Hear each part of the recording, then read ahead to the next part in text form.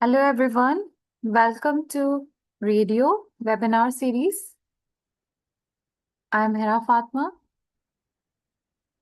Radio webinar series में खुशामदीद।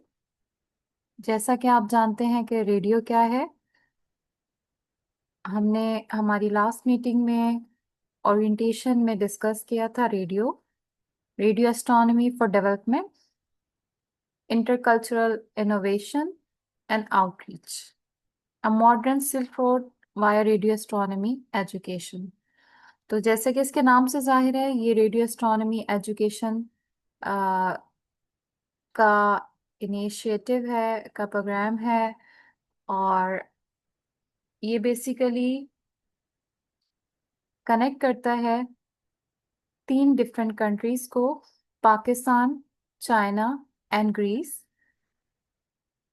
इन तीनों countries के स्टूडेंट्स एंड टीचर्स इसमें पार्टिसिपेट कर रहे हैं। स्टूडेंट्स जो कि आमतौर पे 12 से 17 साल के हैं और साइंस में दिलचस्पी रखते हैं।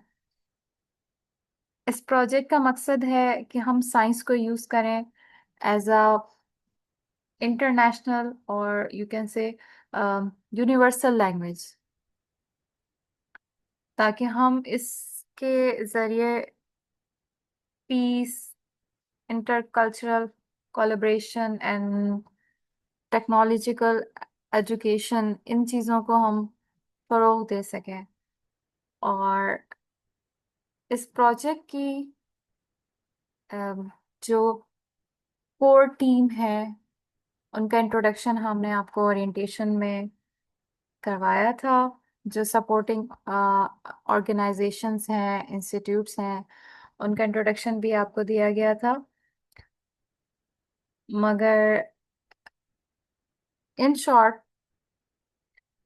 इस प्रोजेक्ट को जो ताउन किया है वो है international astronomical union, office of astronomy for development. और हर कंट्री में जो रेडियो वेबिनार्स हैं वो वहाँ की लोकल जबान में दिए जा रहे हैं, क्योंकि पाकिस्तान में जो हमारी स्कूल एजुकेशन है उसमें जो आपके पास मेन स्ट्रीम लैंग्वेजेस हैं वो उर्दू और इंग्लिश दोनों हैं। तो ये वेबिनार जो हैं वो बायलिंगुअल होंगे, जिसमें आप इंग्लिश उर्दू दोनों लैंग्वेजेस जो हैं वो सुन रहे होंगे और देख रहे होंगे। तो ये उर्दू मीडियम और इंग्लिश मीडियम दोनों स्कूल के स्टूडेंट्स के लिए समझने में आसान होंगे।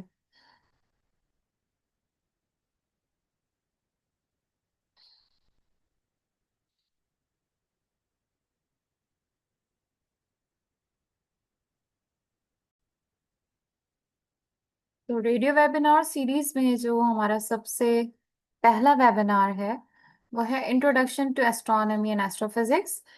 क्योंकि स्टूडेंट्स जो कि स्कूल में एस्ट्रोनॉमी पढ़ते हैं वो साइंस की बुक्स में एक लिमिटेड एस्ट्रोनॉमी पढ़ते हैं, मगर एस्ट्रोनॉमी को क्योंकि हमें यहाँ पे पढ़ना है एज अ सब्जेक्ट, हमें एस्ट्रोनॉमी पढ़नी है, फिर हमें रेडियो एस्ट्रोनॉमी की तरफ जाना है। तो उसकी बेसिक्स से हम बिल्कुल शुरू करेंगे। और जैसा कि मैंने आपको अपना तारुफ करवाया था, I am Hira Fatima and I am working as National Astronomy Education Coordinator for International Astronomical Union, Office of Astronomy for Education. इसके अलावा I am also serving as national coordinator for astronomers without borders. मज़ीद ये कि मैं university of Karachi को और NED university of engineering and technology को serve कर चुकी हूँ। तो बेसिकली मेरी जो एक्सपर्टीज है वो एस्ट्रोनॉमी एजुकेशन और एस्ट्रोनॉमी रिसर्च में है।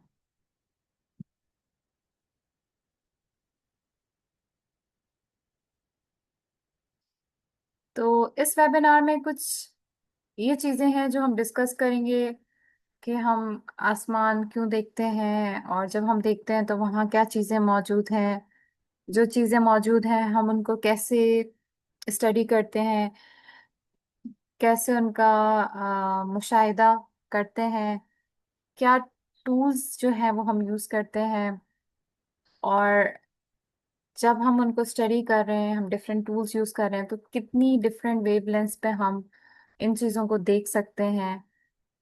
फिर जब हम टूल्स डिस्कस करेंगे तो ज़ाहिर है उसमें टेलीस्कोप्स का तस्करा आएगा, और हमें पता चलेगा टेलीस्कोप सिर्फ अर्थ पे नहीं है बल्कि स्पेस में भी मौजूद है।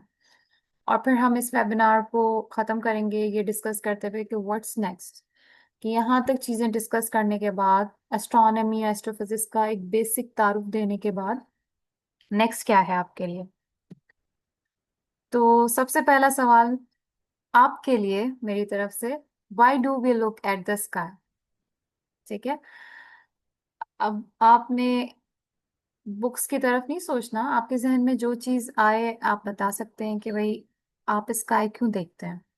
ठीक है, कोई वजह होगी, कोई पर्सनल इंटरेस्ट होगा आपका, या अगर आप नहीं देखते स्काई, आपने बड़ों से सुना होगा या बुक्स में पढ़ा होगा कि पुराने वक्तों में लोग स्काई देखते थे, तो वो बेसिकली स्काई क्यों देखते थे, क्या वजह थी स्काई देखने की, या अगर हम में से कोई स्काई देखता है तो उसकी क्या वजह हो सकती है। आपको कुछ एग्जांपल्स ले लेते हैं। जैसे कि हमें पता है कि एस्ट्रोनॉमी जो है वो सबसे कदीम तरीन जो आपकी साइंसेज हैं उनमें से है, और जो हमें ओल्डेस्ट सिविलाइजेशंस के निशानात मिलते हैं, उनकी जो ड्राइंग्स मिलती हैं या उनके जो टेक्स्ट मिलते हैं, उनसे हमें अंदाजा होता है कि वो उस वक्त से स्काई को देखते आए हैं, उसके मैप्स बनाते आए हैं। और आज की जो हमारे पास मॉडर्न इन्वेंशंस हैं, अगर हम उनकी हिस्ट्री में जाएं तो हमें पता चलता है कि जो अभी जो हम चीज़ें यूज़ करते हैं वो किस तरीके से स्टेज बाय स्टेज अपडेट होते होते यहाँ तक पहुंची हैं। किस तरीके से पुराने वक्तों में स्काई को देखा जाता था और उसको बकायदा यूज़ किया जाता था फॉर नेविगेशन, क्योंकि लैंड पे नेविगेशन करना आसान है क्योंकि आपके पास वहाँ पे लैंडमार्क्स होते हैं। बट जब आप ये नेविगेशन करते हैं ओशंस के अंदर तो आपके पास लैंडमार्क्स नहीं होते। तो अगर आप किसी चीज़ पर डिपेंड कर सकते हैं तो वो सिर्फ आप स्काई में जो आपको स्टार्स या कॉन्स्टिलेशंस आपको नजर आ रही हैं, जिनको आप आइडेंटिफाई करते हैं, और फिर आपको पता होता है कि किस मंथ में कौन सी कॉन्स्टिलेशंस किस डायरेक्शन में कितने बजे नजर आएंगी। तो उसके जरिए फिर आप क्या कर रहे होते हैं, नेविगेट कर रहे होते हैं। इसके अलावा वो क्या करते थे पुराने वक्तों में, वो इन कॉन्स्टिलेशंस बेसिकली डिफरेंट सीजन्स में आपको डिफरेंट कॉन्स्टिलेशंस नजर आती हैं। कॉन्स्टिलेशंस आपको यकीनन पता होगा कि क्या है, ग्रुप ऑफ स्टार्स हैं जो कि एक पैटर्न बना रहे होते हैं स्काई में जिसको आप रिकॉग्नाइज कर सकते हैं। तो डिफरेंट सीजन्स में आपको डिफरेंट कॉन्स्टिलेशंस नजर आती हैं, और हमें पता है कि डिफरेंट सीजन्स में डिफरेंट आप क्रॉप्स को हार्वेस्ट करते हैं और फिर उनको आप कट करते हैं। तो बेसिकली वो सीजन्स का हिसाब किताब भी किससे रख रहे होते थे, कॉन्स्टिलेशन से। अच्छा जी, अभी ये जो है वो हार्वेस्टिंग करनी है, अभी क्या चीज़ करनी है, उसका हिसाब किताब भी वो कॉन्स्टिलेशन से रखते थे बेसिकली। कैलेंडर्स भी उन्होंने बनाए। ठीक है, तो देखा जाए तो ये सारी प्रैक्टिकल सी चीज़ें हैं। इसके अलावा अगर मैं आपसे पूछूं कि और कौन सी चीज़ है जिसकी वजह से आप स्काई देखते हैं, तो बेसिकली देखा जाए तो स्काई देख के आपके जहन में सवाल आते हैं, where do we come from, what's our place in the universe. ठीक है, तो जहाँ पे क्यूरियोसिटी होती है वहाँ पे आप अगर जब भी स्काई को देखते हैं तो इस तरह के सवाल आपके जहन में आना शुरू हो जाते हैं। अब दूसरा सवाल आपके लिए, क्योंकि जो मैंने आपको पिक्चर दिखाई है स्काई की बहुत खूबसूरत सी, इसमें बहुत सारे स्टार्स नजर आ रहे हैं। इसमें अगर आप मेरा कर्सर देख सकें, ये कर्सर, तो आपको यहाँ पे एक बैंड भी नजर आ रहा है जिसे हम मिल्की वे कहते हैं। तो आपके जहन में ये सवाल शायद आया हो कि जिस किस्म का स्काई मैंने आपको दिखाया है इस किस्म का स्काई आपको नजर नहीं आता, मगर शायद आपने बुक्स में ऐसा स्काई देखा होगा। तो इसकी क्या वजह है। तो ये सवाल मैं आपसे पूछती हूँ, why don't you see such a beautiful sky full of stars. तो इस चीज को समझने के लिए आप इस वीडियो को देख सकते हैं, ये बहुत अच्छी वीडियो है, और इसमें इसका टाइटल ही कितना इंटरेस्टिंग है, लूजिंग द डार्क। ठीक है। इसमें बहुत डिटेल से आपको समझाया गया है कि बेसिकली लूजिंग द डार्क से क्या मुराद है, कि हम अंधेरा खो रहे हैं। क्योंकि हमें तो लगता है अंधेरा तो हमें चाहिए नहीं, हमें तो रोशनी चाहिए, हम लाइट्स जला रहे हैं। तो अंधेरा ऐसी क्या चीज़ है जिसको हम कह रहे हैं कि हम खो रहे हैं। हमें क्या फर्क पड़ता है अंधेरा कम हो जाए खो जाए। तो इस फिगर से आप कुछ इसको रिलेट कर सकते हैं। बेसिकली इसमें आपको डिफरेंट स्काई कंडीशंस दिखाई गई हैं। आपको बताया जा रहा है कि अगर आप किसी इनर सिटी में रहते हैं जो कि एक बड़ा सा सिटी है, वहां पे स्काई कैसा होता है। सब अर्बन या अर्बन ट्रांजिशन में अगर आप चले जाएं तो स्काई कैसा होता है। सब urban sky, rural sky, excellent dark sky side कैसी होती है। तो हम में से बहुत सारे लोग जो कि कराची में, लाहौर में हैं या दूसरे पाकिस्तान के बड़े सिटीज में हैं, उनको स्काई कुछ ऐसा या ऐसा नजर आ रहा होता है। ठीक है। या कुछ जो थोड़े छोटे शहरों में रहते हैं उनको कुछ स्काई उससे थोड़ा सा बेहतर ऐसा नजर आ रहा होता है। ठीक है। क्योंकि मैं कराची में भी कराची में तो मैं हुई लाहौर में भी टाइम गुजार चुकी हूँ, तो स्काई कुछ जो है वो इतना ज्यादा डार्क नजर नहीं आता, बल्कि कैसा नजर आ रहा होता है, काफी ज्यादा ब्राइट, और बहुत कम स्टार्स हमें नजर आ रहे होते हैं। मगर इससे आपको अंदाजा हो रहा होगा कि जहाँ का स्काई इतना ज्यादा ब्राइट नहीं है, जहाँ का स्काई डार्क है, वहां पे आपको बहुत ज्यादा क्या नजर आ रहे होते हैं, स्टार्स नजर आ रहे होते हैं। क्योंकि स्काई और स्टार्स में आपको क्या नजर आते हैं, कंट्रास्ट। तो फिर आपको क्या नजर आ रहे होते हैं, बहुत सारे स्टार्स। क्योंकि स्काई डार्क होता है तो जो बहुत ज्यादा ब्राइट स्टार्स नहीं होते, डिम स्टार्स भी होते हैं, आप उनको देख सकते हैं। मगर जहाँ पे स्काई इतना ब्राइट है वहां पे बहुत ही ज्यादा कोई ब्राइट स्टार्स होंगे, स्काई में ऑब्जेक्ट्स होंगे तो आप उनको देख सकते होंगे, बाकी आप स्टार्स को नहीं देख सकते होंगे। बट जैसे ही आप ट्रैवल करते हैं, जैसे कि नॉर्दर्न एरियाज की तरफ आप ट्रैवल कर लेते हैं, या जैसे अगर सिंध में आप इंटीरियर सिंध की तरफ चले जाते हैं, ठीक है, बलूचिस्तान में आप चले जाते हैं, वहां पे जिन जगहों पे आपके पास बहुत ज्यादा लाइट पोल्यूशन नहीं है, ठीक है, बहुत ज्यादा लाइट पोल्यूशन नहीं है, वहां पे स्काई डार्क है और आपको ये सारे स्टार्स वहां पे नजर आ रहे होते हैं। तो बेसिकली ये एक इंटरेस्टिंग सी चीज है, आप इसको देखिएगा कि जब तक हम एस्ट्रोनॉमी नहीं पढ़ रहे होते हमें लगता है हाँ वाह कितनी जबरदस्त लाइट्स हैं और कितना अच्छा है। मगर जब हम एस्ट्रोनॉमी पढ़ते हैं तो हमें अंदाजा होता है कि बेसिकली लाइट भी एक इशू है, लाइट पोल्यूशन। क्योंकि वो हमारी जो सलाहियत है कि हम स्काई को देख सकें, वो जो है उसको कम कर देती है। हम ज्यादा स्टार्स नहीं देख पाते लाइट पोल्यूशन की वजह से।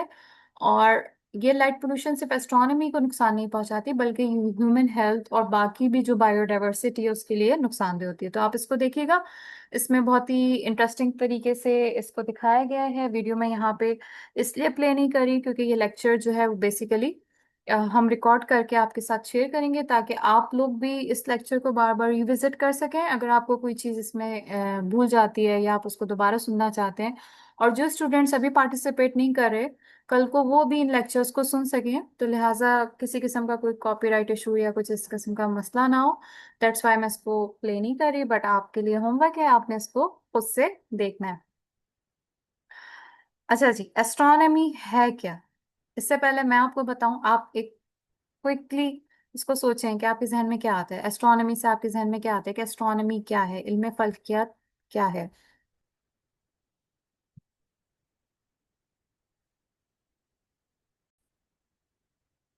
तो basically sorry, so basically astronomy क्या है? साइंस है, ठीक है, जिसमें आप हर चीज को स्टडी कर रहे होते हैं जो अर्थ के एटमॉस्फेयर से बाहर आपको नजर आ रही है। जिसमें प्लैनेट्स हो सकते हैं, स्टार्स, गैलेक्सीज, इनफैक्ट पूरी यूनिवर्स की आप बात करें। और आप क्या करते हैं, बेसिकली ऑब्जर्वेशन लेते हैं, मुशाहिदा करते हैं, और आप देखते हैं कि क्या चीजें आपको नजर आ रही हैं। ठीक है, आप उसको डिस्क्राइब करने की कोशिश करते हैं। तो ये बेसिकली आपके पास कहलाती है एस्ट्रोनॉमी। और एस्ट्रोनॉमी को हम कह रहे हैं कि ये साइंस है, क्योंकि बेसिकली साइंस क्या है, एक फ्रेमवर्क है, नॉलेज एक्वायर करने का एक तरीका कार है। ठीक है। तो इसके अंदर आपके पास कोई आइडिया आपका है तो ऐसा नहीं कि आप उसको एग्जाम से एक्सेप्ट कर लेंगे कि ये मेरा आइडिया है बस, ठीक है। नहीं, ऐसा नहीं है, बल्कि आप क्या करते हैं, ऑब्जर्वेशन करते हैं, आप अपने आइडियाज लेके आते हैं, हाइपोथेसिस लेके आते हैं, उनको आप टेस्ट करते हैं। तो इस वजह से आप इसको क्या कहते हैं कि बेसिकली ये क्या है, साइंस है। आपके पास फिर लॉज होती हैं, थ्योरीज होती हैं, वेल टेस्टेड आइडियाज होते हैं जिनको आप बार बार, आपने डिफरेंट डेटा सेट से वैलिडेट किया होता है, आप उसको बार बार टेस्ट कर सकते हैं। ठीक है, आप उनकी बुनियाद पे प्रिडिक्शन कर सकते हैं। ठीक है, तो ये बेसिकली एस्ट्रोनॉमी है। अब आपके जहन में अगर ये चीज आती है कि स्पेस कहाँ से शुरू होती है, तो यस, स्पेस जिस पॉइंट से शुरू होती है उसको हम कहते हैं कारमन लाइन, या जिसे कहना चाहिए बाउंड्री आप कह सकते हैं, जो कि क्या है आपके पास अर्थ, अर्थ के अगर आप सी लेवल से 100 किलोमीटर ऊपर चले जाएं तो इसको हम क्या कहते हैं, कारमन लाइन। और ये वो लाइन है, या ये जिसे कहना चाहिए ये वो बाउंड्री है जहां पे आपकी अर्थ का एटमॉस्फेयर इतना ज्यादा थिन हो जाता है कि आप उस अर्थ के एटमॉस्फेयर में जो आप एयरक्राफ्ट के लिए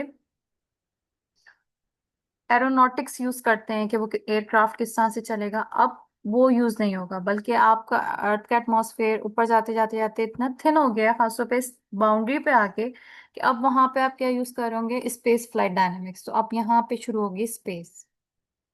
ठीक है, अच्छा, तो ये एस्ट्रोनॉमी है आपके पास। अब एस्ट्रोनॉमी अगर ये है तो एस्ट्रोफिजिक्स क्या है। एस्ट्रोनॉमी को भी हमने डिस्कस किया कि हम बेसिकली चीज़ों को देख रहे होते हैं और उनको डिस्क्राइब करने की कोशिश कर रहे होते हैं, ऑब्जर्वेशन पे हम बहुत ज़्यादा फोकस्ड होते हैं। ठीक है, एस्ट्रोफिजिक्स में क्या है, एस्ट्रो के वर्ड से आपको समझ में आ रहा है कि लिंक्ड है और उसके आगे फिजिक्स लगा हुआ है, तो एस्ट्रोनॉमी से ही लिंक्ड है। हम इसमें चीज़ों को मजीद डिटेल में स्टडी करते हैं, हम डीपर अंडरस्टैंडिंग चाह रहे होते हैं, हम फिजिक्स और मैथमेटिक्स को यूज करते हैं ताकि हम एक्सप्लेन कर सकें कि जो चीज़ हमें यूनिवर्स में नजर आ रही थी वो उस तरह से क्यों नजर आ रही हैं, अगर कोई चीज़ किसी खास तरीके से काम कर रही है तो उस तरह से काम क्यों कर रही है। फॉर एग्जाम्पल सबसे आसान, स्टार्स हमें शाइन करते हुए नजर आ रहे होते हैं, तो वो शाइन करते हुए क्यों नजर आ रहे होते हैं, या अगर स्टार्स हमें ट्विंकल करते हुए नजर आ रहे हैं, ट्विंकल क्यों कर रहे हैं, गैलेक्सीज किस तरीके से बन रही होती हैं, ब्लैक होल की डायनामिक्स क्या है। तो ये सारी चीजें हम जब फिजिक्स और मैथ्स को यूज करते हुए इनको समझने की कोशिश करते हैं तो हम बेसिकली कह रहे होते हैं कि हम क्या कर रहे हैं, एस्ट्रोफिजिक्स। तो एस्ट्रोफिजिक्स के अंदर हम बेसिकली ये समझने की कोशिश कर रहे होते हैं कि व्हाई एंड हाउ। ठीक है, तो हम एक्सप्लेनेशन पे बहुत ज्यादा फोकस्ड होते हैं। अच्छा, मैं एक्सपेक्ट करती हूँ कि यकीनन आपको एस्ट्रोनॉमी और एस्ट्रोलॉजी के दरमियान डिफरेंस बिल्कुल पता होगा, but just to make sure कि कोई कंफ्यूज नहीं है इन दोनों चीज़ों के बारे में कि एस्ट्रोनॉमी एंड एस्ट्रोलॉजी जो है वो एक चीज़ें हैं, ऐसा नहीं है। एस्ट्रोनॉमी हमने डिस्कस किया था कि साइंस है। ठीक है, क्योंकि वो बेस करती है किस पे, एविडेंस पे, रिसर्च पे, जबकि एस्ट्रोलॉजी साइंस नहीं है आपके पास, वो सूडो साइंस है, या आप कह सकते हैं बिलीफ सिस्टम है। ठीक है, एस्ट्रोनॉमी में हम देख रहे हैं स्काई में क्या चीज नजर आ रही है, उसको हम एक्सप्लेन कर रहे हैं वो कैसे काम कर रही है। ठीक है, हम लॉज पे जा रहे हैं, थ्योरीज पे जा रहे हैं, जबकि एस्ट्रोलॉजी में हम ये देख रहे हैं कि ये स्टार्स बेसिकली हमारी डेली लाइफ को कैसे इफेक्ट कर सकते हैं, और ये चीज है साइंटिफिक नहीं है।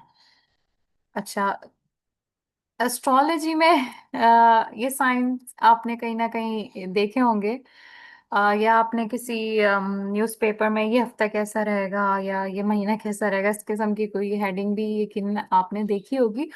उसमें जो चीज़ इंटरेस्टिंग होती है वो ये होती है कि अगर आपने फॉर एग्जांपल एक प्रिडिक्शन को पढ़ लिया है कि ये हफ्ता ऐसा गुजरेगा, तो हो सकता है आपने 10 प्रिडिक्शंस पढ़ी हो, उसमें से एक सही हो जाए, तो वो पीछे की 9 जो गलत हुई थी वो आपको शायद याद भी ना रही, मगर वो जो एक सही हो जाती है वो आपको हमेशा याद रह रही होती है।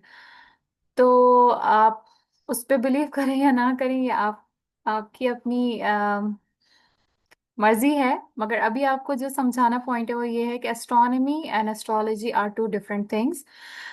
इनका जो ओरिजिन है वो सेम है कि आप स्टार्स को देख रहे होते हैं, उनके पैटर्न को, उनके मूवमेंट को।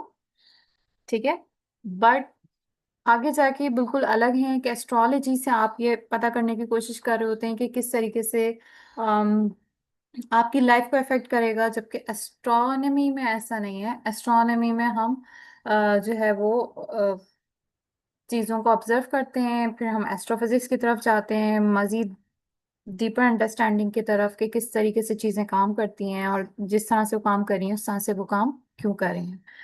और साइंटिफिक फ्रेमवर्क के जरिए हम नॉलेज एक्वायर करते हैं, और जो भी हमारी लॉज एंड थ्योरीज हैं उनको हम बार बार टेस्ट कर सकते हैं। एस्ट्रोनॉमी में जब हम स्पेस स्टडी करते हैं तो अब सवाल ये आता है कि स्पेस में जब हम देखते हैं तो हमें क्या चीज़ नज़र आती है। ठीक है, जैसे कि हमने डिस्कस किया था कि भाई स्पेस में हम देखते हैं, स्काई में हम देखते हैं तो हमें नजर आ रहे होते हैं डिफरेंट तरह के objects, for example planets, stars, galaxies, nebula, comets, ठीक है, ब्लैक होल्स। तो बहुत ही डाइवर्सिफाइड ऑब्जेक्ट्स हमें नजर आ रहे होते हैं। इसके अलावा जब हम इन ऑब्जेक्ट्स को देखते हैं तो हमें पता चलता है कि यूनिवर्स का स्केल बहुत ही आउटस्टैंडिंग है, माइंड ब्लोइंग है। यूनिवर्स का स्केल जो है वो हम देखते हैं। तो अगर आपको इस चीज को बहुत अच्छी तरीके से समझना है कि कितने डाइवर्सिफाइड ऑब्जेक्ट्स हमें नजर आते हैं, यूनिवर्स कितनी लार्ज है, तो इसके लिए बहुत अच्छा यहाँ पे आपके साथ लिंक मैंने शेयर किया है। इस वीडियो को आप देखिएगा, इसमें आपको अंदाजा होगा यूनिवर्स के स्केल का। बट क्योंकि मैं इस लेक्चर को रिकॉर्ड कर रही हूँ तो मैं इसको प्ले नहीं करूंगी, मगर आपके लिए होमवर्क है कि आप इसको देखें। मगर आपके साथ यहाँ पे मैं बहुत सारी फिगर्स शेयर करूंगी ताकि आपको एक क्विक रिव्यू मिल जाए जो चीज़ें उस वीडियो में हैं, और अ, हम क्विकली देख लें कि कितने डाइवर्सिफाइड ऑब्जेक्ट्स मौजूद हैं और कितना मैसिव स्केल है यूनिवर्स का। तो ये आप जानते हैं क्या है, बेसिकली अर्थ है। ठीक है, आपका होम प्लेनेट है, इस पे आप मौजूद हैं यकीनन, इस पे ही आप मौजूद हैं लेक्चर सुनते वक्त। तो इसके बारे में आप ऑलरेडी बहुत कुछ जानते हैं। फिर इससे थोड़ा सा बाहर निकलें तो अर्थ के ऑर्बिट में आपको नजर आ रहा है मून, जो कि अर्थ का नेचुरल सैटेलाइट है, ये भी आपको मालूम है। और थोड़ा सा हम जो है वो जूम आउट करते हैं तो आपको क्या चीज नजर आ रही है, आपको नजर आ रहा है सन, जो कि हमारा स्टार है, हमारे सोलर सिस्टम का स्टार है। और उसके गिर्द आपको नजर आ रहा है ये अर्थ मून सिस्टम। और मजीद अगर हम देखें तो फिर आपको ये क्या नजर आ रहा है, पूरा सोलर सिस्टम जिसमें आपको इनर प्लैनेट्स नजर आ रहे हैं। फिर इनर प्लैनेट्स के बाद आपको यहाँ पे एक बेल्ट नजर आ रही है। ठीक है, ये बेल्ट जो आपको नजर आ रही है ये क्या है आपके पास, एस्ट्रॉइड बेल्ट। और उसके बाद आपको क्या नजर आ रहे हैं, आउटर प्लैनेट्स। इसमें एक चीज है जो प्लैनेट नहीं है, वो ये है प्लूटो, ड्वार्फ प्लैनेट है। ठीक है, जल्दी से सोचें और मुझे बताएं कि प्लूटो ड्वार्फ प्लैनेट क्यों है। ठीक है, अच्छा। और अगर हम सोलर सिस्टम से बाहर निकल जाए तो हमें यहाँ पे नजर आती है केपर बेल्ट। ठीक है, केपर बेल्ट, और इसके अंदर प्लूटो और दूसरे जो है वो आपके पास ड्वार्फ प्लैनेट्स मौजूद हैं। ठीक है, और इसके अंदर आपको बहुत सारी, जिसे कहना चाहिए, आइसी बॉडीज भी नजर आ रही हैं। ठीक है, और इसमें जो चीज आपने देखी ये फ्लैट डिस्क की तरह है, मगर जब हम इससे बाहर निकलते हैं तो आपको ये क्लाउड नजर आ रहा है, जिसको हम क्या कह रहे हैं, ऑर्ट क्लाउड। ठीक है, जिसके अंदर आपको बिलियंस ऑफ कॉमेट्स नजर आ रहे हैं। ठीक है, तो ये हम इससे भी बाहर निकले हैं, अगर हम सोलर सिस्टम से बाहर उसकी आउटर रीचेस से बाहर निकल जाए, देन यहाँ पे आपको एक चीज नजर आ रही है जिसको हम कह रहे हैं सोलर इंटरस्टेलर नेबरहुड। सोलर का वर्ड आपको पता है, हम यूज करते हैं जब भी कोई चीज हम रिलेट कर रहे होते हैं सन के साथ। इंटरस्टेलर जो वर्ड है उसमें स्टेलर, स्टार के लिए हम यूज करते हैं। इंटरस्टेलर ये वर्ड, ये नाम आप में से बहुत सारे लोगों ने सुना ही होगा। इंटरस्टेलर का मतलब है स्टार्स के बीच में। तो अब हम अगर यहाँ पे देखें तो ये हमारी सन की नेबरहुड है। ठीक है, इसमें आपको यहाँ पे सेंटर में क्या चीज नजर आ रही है, सन। और ये बाकी सारी जो चीजें आपको नजर आ रही है ये आपको नजर आ रहे हैं स्टार्स। ठीक है, तो सन कोई वाहिद स्टार नहीं है, सन जैसे और बल्कि उससे भी बहुत बड़े मैसिव स्टार्स मौजूद हैं, उससे छोटे स्टार्स भी मौजूद हैं। तो ये हमें सन की नेबरहुड नजर आ रही है। और अगर आप इसमें देखें तो कुछ ऐसे नाम हैं, कुछ ऐसे स्टार्स आपको नजर आ रहे हैं जो कि बहुत ज्यादा ब्राइट हैं, जो हमें हमारे स्काई में भी नजर आते हैं, फॉर एग्जाम्पल वेगा। ठीक है, वेगा आप लोकेट कर पा रहे हैं कहाँ पे नजर आ रहा है। ठीक है, वेगा, कैपेला, अल्डिबेरॉन, अल्टायर, ठीक है, तो इस तरह के और भी इसमें स्टार्स हैं जो हमें हमारे स्काई में हमारी नेकेड आई से नजर आ रहे होते हैं। और ये इतने ब्राइट हैं कि इवन लाइट पोल्यूशन के बावजूद भी हम इनको देख पा रहे होते हैं हमारी सिटीज से। अच्छा, अगर हम सोलर इंटरस्टेलर नेबरहुड से भी बाहर निकल जाएं और देखें क्या है, तो हमें यहाँ पे जो चीज नजर आ रही है वो हमें मिल्की वे गैलेक्सी नजर आ रही है। ठीक है, और इसमें सन की पोजीशन भी आपको जो है वो मार्क करके दिखाई जा रही है। हमें पता है कि मिल्की वे गैलेक्सी हमारी गैलेक्सी है, हमारी होम गैलेक्सी है, जिसमें आपके पास 200 बिलियन से लेके 400 या 400 बिलियन स्टार्स जो हैं वो मौजूद हैं। और इन स्टार्स के बीच में क्या है, इंटरस्टेलर मीडियम यानी गैस और डस्ट। अच्छा, और आप देख सकते हैं कि स्पाइरल गैलेक्सी है, ये इसके आपको क्या नजर आ रहे हैं, आर्म्स। आपको अगर आप रिकॉल कर सकें, जो मैंने आपको वेबिनार के शुरू में स्लाइड्स दिखाई थी जिसमें मैंने आपको दिखाया था कि स्काई जो है वो बहुत ज्यादा डार्क था, तो वहां पे आपको स्टार्स नजर आ रहे थे, और मैंने आपसे कहा था ये आपको एक बैंड नजर आ रहा है, और इसको मैंने क्या कहा था, मिल्की वे। तो बेसिकली ये आप क्या देख रहे हैं, हमारी गैलेक्सी का आर्म।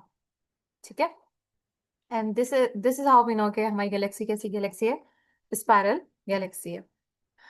अच्छा, जैसा कि हमारा सन एक इकलौता स्टार नहीं है, उस जैसे बहुत सारे स्टार्स हैं, इसी तरीके से हमारी गैलेक्सी कोई इकलौती गैलेक्सी नहीं है, बल्कि इस तरह की बहुत सारी गैलेक्सीज मौजूद हैं। तो यहाँ पे अभी आपको जो चीज दिखाई जा रही है वो दिखाई जा रही है लोकल ग्रुप ऑफ गैलेक्सीज। अब अगर आप इसको देखें, लोकल ग्रुप जो है गैलेक्सीज का, जिसका हिस्सा मिल्की वे भी है, उसके अंदर आपको कुछ कुछ जानी पहचानी गैलेक्सीज नजर आ रही होंगी, जैसे एंड्रोमेडा, आपने इसका नाम यकीनन सुना होगा। इसके अलावा ट्रायंगुलम, अगर आपने नहीं सुना तो अब आपने सुन लिया। ठीक है, इसके अलावा दो और बहुत मशहूर गैलेक्सीज आपके पास जो हैं, large Magellanic cloud and small Magellanic clouds, जो कि ड्वार्फ गैलेक्सीज हैं, छोटी छोटी आपको गैलेक्सीज यहाँ पे नजर आ रही हैं। मिल्की वे आपको हमारी गैलेक्सी यहाँ पे दिखाई गया है। अब ये बेसिकली क्या है, लोकल ग्रुप है जिसमें के अंदर 47 गैलेक्सीज हैं। तो इसका मतलब ये है कि गैलेक्सी और फिर इन गैलेक्सीज ने मिलकर क्या बना लिया, यहाँ पे एक ग्रुप बना लिया। और इसके अंदर अगर आप देखें तो सबसे बड़ी गैलेक्सी आपको जो है वो नजर आ रही है, एंड्रोमेडा नजर आ रही है। इसके अलावा ट्रायंगुलम भी, यस, एक अच्छी बड़ी गैलेक्सी आपको यहाँ पे नजर आ रही है। ड्वार्फ गैलेक्सीज भी नजर आ रही हैं आपको, जैसे मैंने एग्जांपल दी large Magellanic and small Magellanic cloud की। अच्छा, ये लोकल ग्रुप हो गया। ठीक है, अगर इससे बाहर निकलें तो आपको यहाँ पे क्या नजर आ रहा है, विर्गो सुपर क्लस्टर।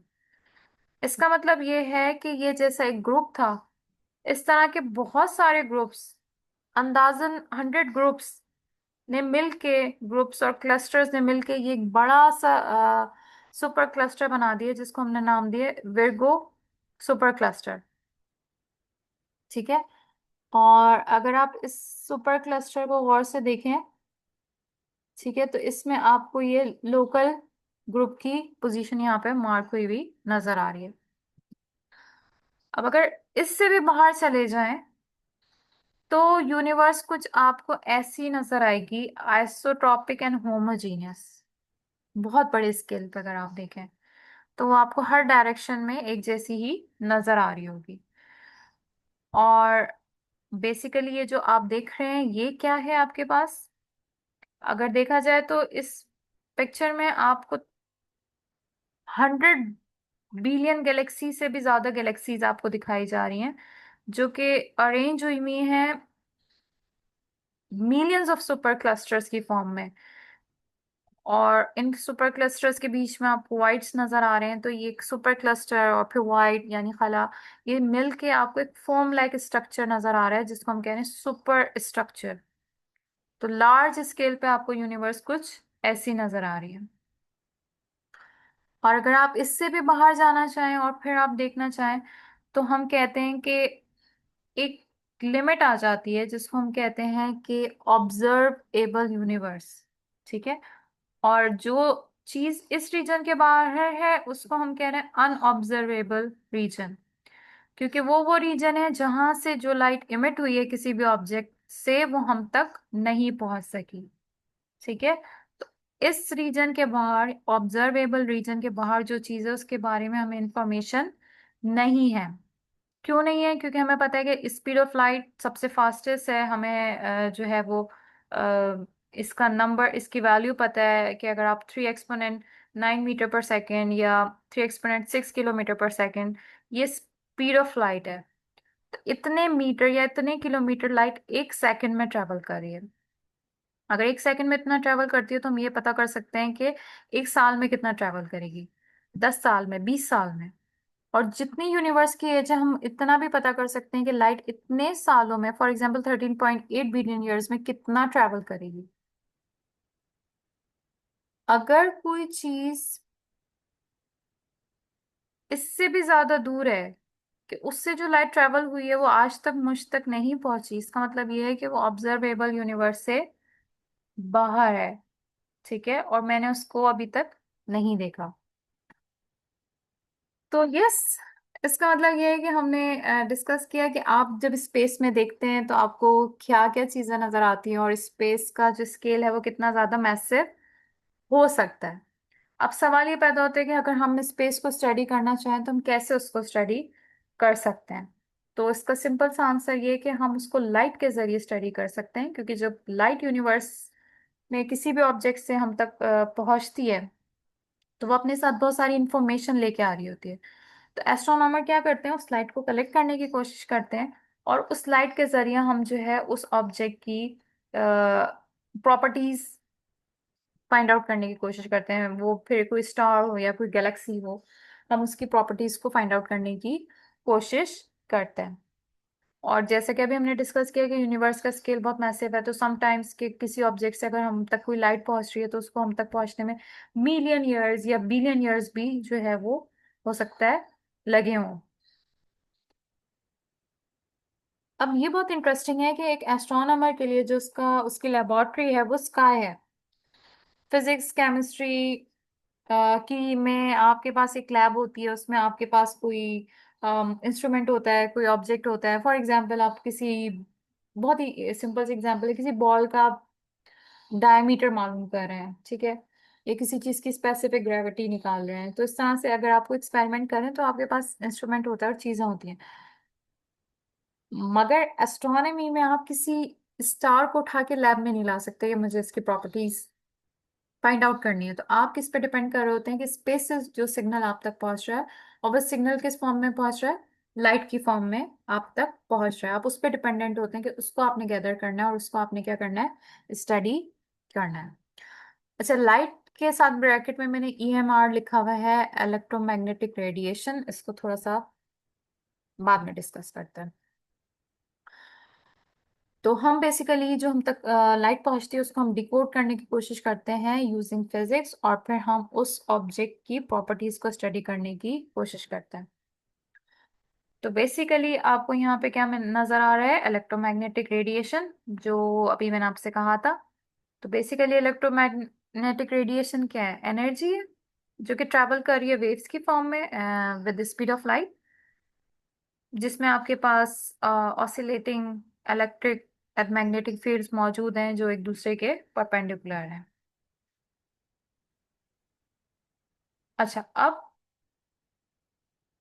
इसमें जो चीज़ अहम है वो ये कि आपको मैंने कहा था कि एस्ट्रोनॉमिकल ऑब्जेक्ट्स हैं और उनसे लाइट हम तक पहुंचती है। तो हम, तो सिर्फ वो लाइट जिसको हमारी आंख देखती है सिर्फ वो ही नहीं है, बल्कि हमारे पास यहाँ पे पूरा का पूरा इलेक्ट्रोमैग्नेटिक स्पेक्ट्रम मौजूद है। क्योंकि जब मैंने आपसे लाइट का वर्ड यूज किया था तो मेरी मुराद ये थी, ये वो लाइट है जिसको हमारी आंख डिटेक्ट करती है, जिसको हम विजिबल लाइट भी कहते हैं। वह जब हम एस्ट्रोनॉमी में स्काई में मौजूद डिफरेंट ऑब्जेक्ट्स को देख रहे हैं तो हम तक सिर्फ ये लाइट नहीं पहुंचती, बल्कि हम तक दूसरी वेवलेंथ्स भी पहुंच रही होती हैं, जिसमें आपके सामने यहाँ पे मौजूद है, जिसमें रेडियो वेव्स हैं, माइक्रोवेव्स हैं, infrared, ultraviolet, x rays, gamma rays. ठीक है, ये सारी रेडिएशन भी इसमें मौजूद है। अब अगर हम इनको कंपेयर करें तो इनमें फर्क क्या है। अगर मैं रेडियो कंपेयर करूं गामा रेस से तो हम देख सकते हैं कि फर्क है इनकी वेवलेंथ में। गामा रेस बहुत ज्यादा शॉर्ट वेवलेंथ है, जबकि रेडियो वेव्स लॉन्ग वेवलेंथ है। अगर मैं इनको कंपेयर करूं बेस्ड ऑन फ्रीक्वेंसी तो आपको यहाँ पे फ्रीक्वेंसी भी नजर आ रही है, जहाँ पे वेवलेंथ छोटी है वहां पे फ्रीक्वेंसी बहुत ज्यादा हाई है गैमा रेस की। यहाँ पे वेवलेंथ बड़ी है तो आपके पास फ्रीक्वेंसी क्या है, लो है। इसके अलावा और मैं इनको कैसे कंपेयर कर सकती हूँ, इनको इनका मवाजना कैसे कर सकती हूँ। तो मैं एनर्जी की बेस पे कर सकती हूँ। हमें पता है कि आपके पास जहाँ पे वेवलेंथ बड़ी है वहां पे एनर्जी लो है, जहाँ पे वेवलेंथ छोटी है वहां पे एनर्जी बहुत ज्यादा हाई है। तो इसका मतलब ये है कि जब मैं एस्ट्रोनॉमिकल ऑब्जेक्ट्स को स्टडी करूं, तो मैं जरूरी नहीं है कि उसको मैं विजिबल लाइट में ही स्टडी कर रही हूँ, बल्कि मैं डिफरेंट वेवलेंथ या यूजिंग डिफरेंट ग्लासेस मैं हिडन यूनिवर्स को भी देख सकती हूँ। क्योंकि विजिबल लाइट को अगर मैं देख रही हूँ तो ये वो लाइट है जिसको मेरी आंख देख सकती है, मगर अगर मैं किसी और वेवलेंथ पे भी देखना शुरू कर दूँ तो इसका मतलब है जो चीज मुझसे हिडन थी अब मैं उसको देख पा रही हूँ।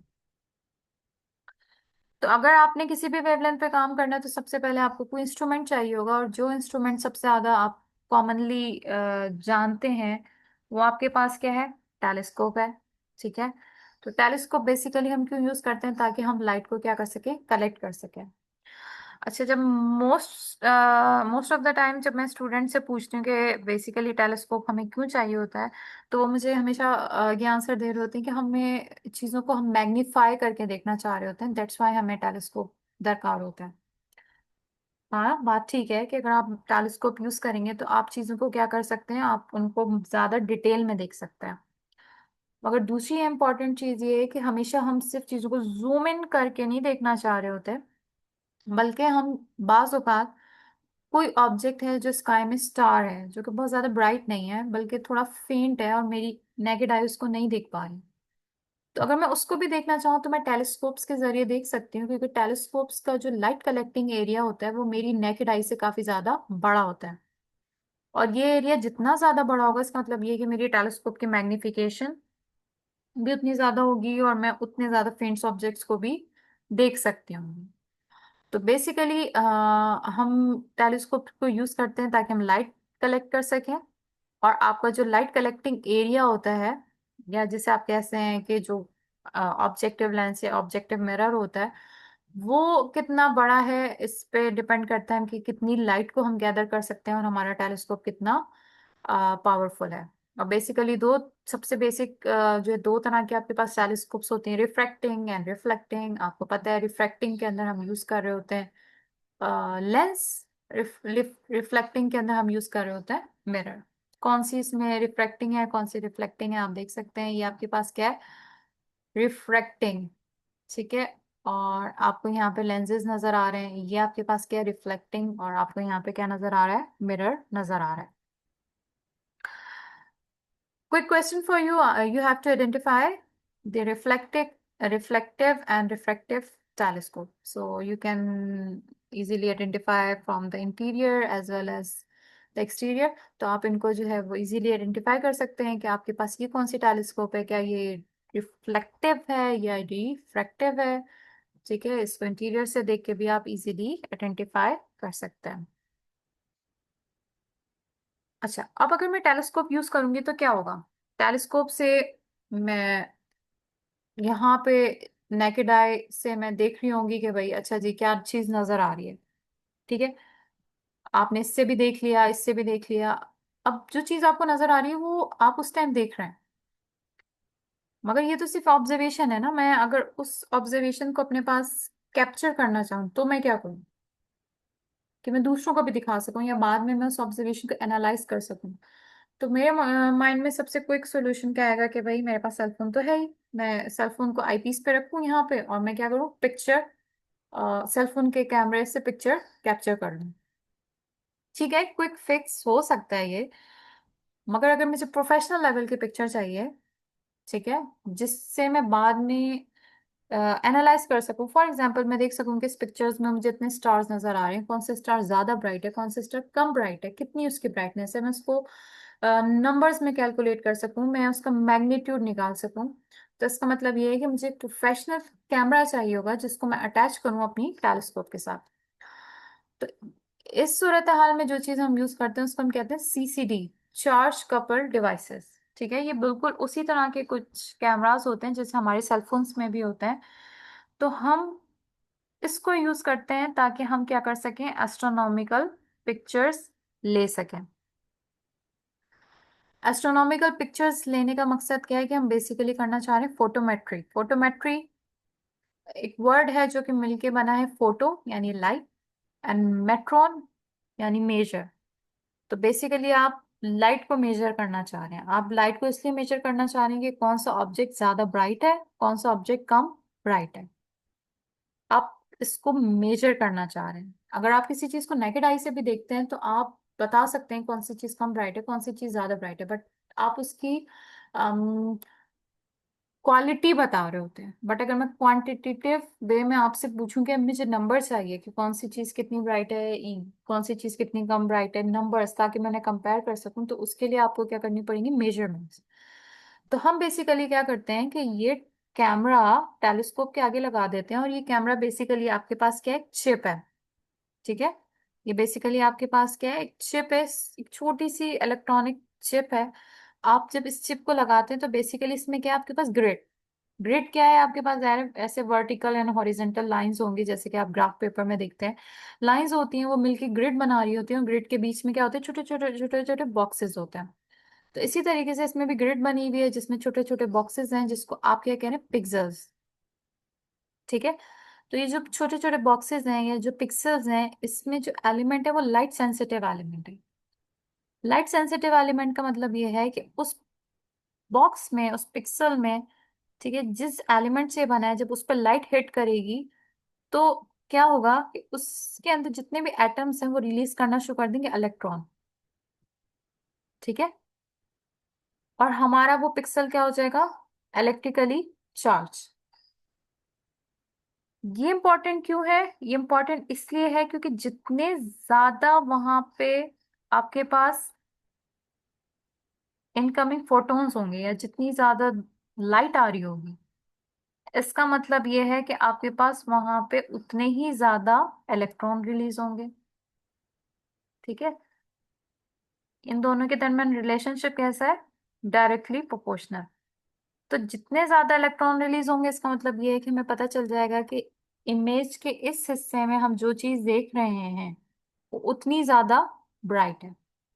ठीक है, तो ये आपको एक थोड़ा सा आइडिया दे दिया कि सिर्फ टेलीस्कोप्स नहीं चाहिए होते, हमें कैमरास चाहिए होते हैं, और ये कैमरास किस तरीके से काम कर रहे होते हैं। ठीक है, कैमरास के अलावा एक और इंस्ट्रूमेंट हम यूज करते हैं जिसको हम कहते हैं स्पेक्ट्रोस्कोप। हम बहुत एडवांस स्पेक्ट्रोस्कोप्स भी यूज करते हैं, मगर इसकी जो सबसे सिंपल एग्जांपल है वो आप क्योंकि आप उसको बहुत इजीली रिलेट कर सकते हैं, या आपने साइंस बुक्स में देखी है। आपके पास यहाँ पे क्या दिखाया जा रहा है, प्रिज्म। यहाँ पे आपको दिखाई जा रही है सनलाइट, और आपको दिखाया जा रहा है कि सनलाइट जिसको हम सोच रहे थे शायद वो वाइट है, उसको प्रिज्म ने उसके कंपोनेंट कलर्स में या उसकी कंपोनेंट वेवलेंथ्स में ब्रेक कर दिया। ठीक है, तो और ये आइडिया कि हम किस सही से लाइट को स्प्लिट कर सकते हैं उसके पूरे स्पेक्ट्रम के अंदर, ये कोई नया नहीं है, बल्कि आ, ये आपको वो चीज है जो आपको न्यूटन ने डेमोन्स्ट्रेट की थी एक सिंपल से ग्लास प्रिज्म के साथ। और अब हमारे पास, हम इन प्रिज्म्स को यूज कर सकते हैं स्पेक्ट्रोस्कोप्स के फॉर्म में, या हमारे पास इससे भी एडवांस स्पेक्ट्रोस्कोप्स अब हमारे पास मौजूद हैं। हम इनको यूज क्यों करते हैं, क्योंकि हमें पता है कि अगर हम किसी टेलीस्कोप से किसी ऑब्जेक्ट को देख रहे हैं तो हम उससे आने वाली लाइट को गैदर कर सकते हैं। तो अगर हम उसकी लाइट को गैदर कर रहे हैं तो हम उससे क्या कर सकते हैं, हम उसकी सीसीडी से इमेजेस ले सकते हैं, ताकि हम पता करें कि कौन सा ऑब्जेक्ट कितना ब्राइट है। और हम दूसरी चीज, हम उस लाइट को प्रिज्म से गुजार के उसको उसके कंपोनेंट वेवलेंथ्स में ब्रेक करके और इंफॉर्मेशन निकाल सकते हैं कि वो जो ऑब्जेक्ट हम देख रहे हैं वो किस तरह का ऑब्जेक्ट है, उसकी फिजिकल प्रॉपर्टीज क्या हैं। ठीक है, ये किस तरह का ऑब्जेक्ट है, उसकी फिजिकल प्रॉपर्टीज क्या है, फॉर एग्जांपल उसका टेम्परेचर कितना है, उसकी कंपोजिशन, उसका साइज, डेंसिटी, वो स्पिन कितना तेजी से कर रहा है, क्या वो हमारे करीब आ रहा है या हमसे दूर जा रहा है, ये सारी चीजें हम स्पेक्ट्रोस्कोपी करके मालूम कर सकते हैं। तो अब आपको अंदाजा हो रहा होगा कि एस्ट्रोनॉमी एंड एस्ट्रोफिजिक्स, सिर्फ हम उन चीजों को नहीं देख रहे, बल्कि हम उनकी डेप्थ में जा रहे हैं कि कोई चीज जिस तरह से आपको नजर आ रही है उस तरह से वो क्यों है, और वो जिस तरह से काम कर रही है उस तरह से वो काम क्यों कर रही है। तो हम उनकी प्रॉपर्टीज को भी अंडरस्टैंड करने की कोशिश करें यूजिंग फिजिक्स एंड मैथमेटिक्स। तो हमने डिस्कस किया था कि इलेक्ट्रोमैग्नेटिक स्पेक्ट्रम आपके पास काफी ह्यूज है, और उस पूरे स्पेक्ट्रम में से आप जो देख रहे हैं, जिसको मैंने कहा था विजिबल लाइट, वो आपके पास कुछ महदूद वेवलेंथ्स हैं, 400 से लेके 700 नैनोमीटर्स तक। मगर इसके अलावा हमारे पास जो वेवलेंथ्स हैं जिनको हम मिस कर रहे हैं, जो हम नहीं देख रहे, for example radio, microwaves, infrared, ultraviolet, X-rays and gamma rays. तो अब सवाल ये पैदा होता है कि अगर इन वेवलेंथ्स में हम इतनी इंटरेस्टिंग अमेजिंग चीजें देख रहे हैं अर्थ पे और बियॉन्ड अर्थ, तो अगर हम इन वेवलेंथ्स के अलावा वो वेवलेंथ जो हम नहीं देख रहे थे, अगर उनमें भी देखना शुरू कर दें, तो क्या कुछ हम देख रहे होंगे। अब आसान एग्जाम्पल से शुरू करने के लिए मेरा क्वेश्चन है आपसे कि क्या आपने कभी कोई थर्मल या नाइट विजन इमेज देखा है रियल लाइफ में? अगर रियल लाइफ में नहीं तो किसी मूवी में कोई थर्मल इमेज, कोई नाइट विजन इमेज। और अगर आपने देखा है तो वो नॉर्मल इमेज से किस तरीके से डिफरेंशिएट करता है, किस तरह से डिफरेंट होता है, किस तरह से मुख्तलिफ होता है, तो ये आपने सोचना है क्विकली।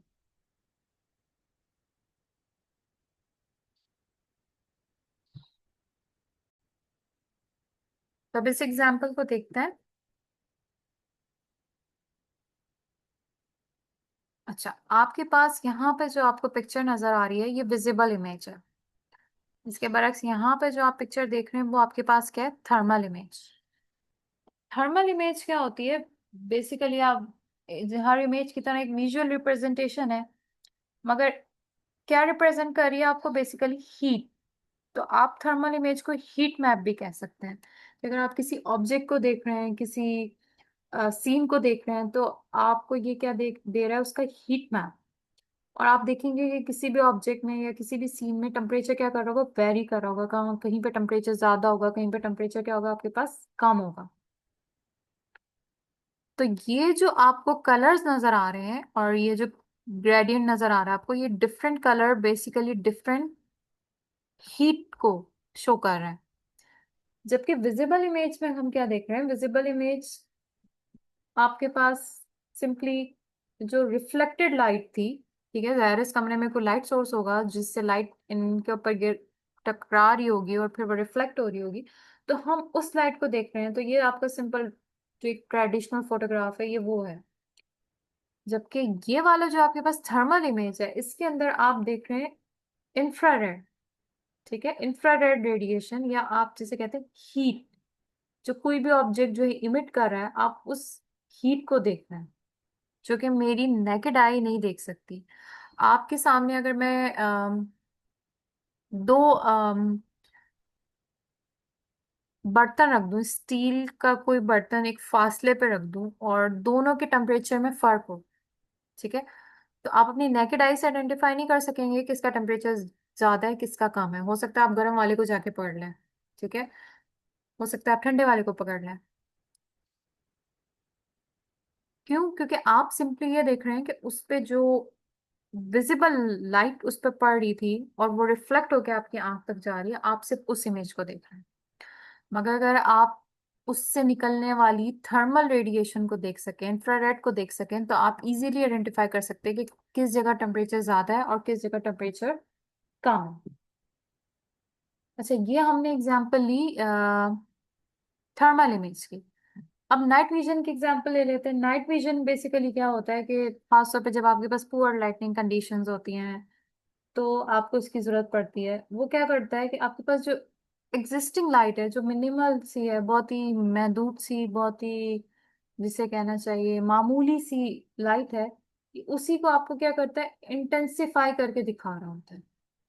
ठीक है, तो आपके पास जो है, अगर आप इतनी कम लाइट में कोई आर्म कैमरा यूज कर रहे हैं, तो वो आपको नहीं दिखा पा रहा होगा चीज। फ्लैश लाइट आप यूज नहीं करना चाह रहे कि आप लाइट डालें किसी चीज पे और फिर रिफ्लेक्ट होके आपको मिले और आप उसकी पिक्चर लें। तो आप इस सूरत हाल में क्या यूज कर रहे होते हैं? नाइट विजन यूज कर रहे होते हैं। ठीक है। अच्छा,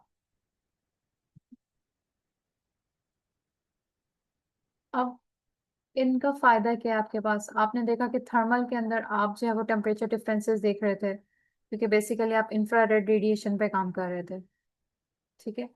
और आपके पास जो है वो, अगर आप इस पे काम कर रहे हैं, तो फिर आपके पास अगर स्मोक है या फॉग है या बहुत ज्यादा अंधेरा है, तो उसके बावजूद आप क्या कर सकते हैं, इसके जरिए आप हीट सिग्नेचर देख सकते हैं। तो आपके लिए जो चीज इनविजिबल थी, अब आप उसको देख पा रहे हैं।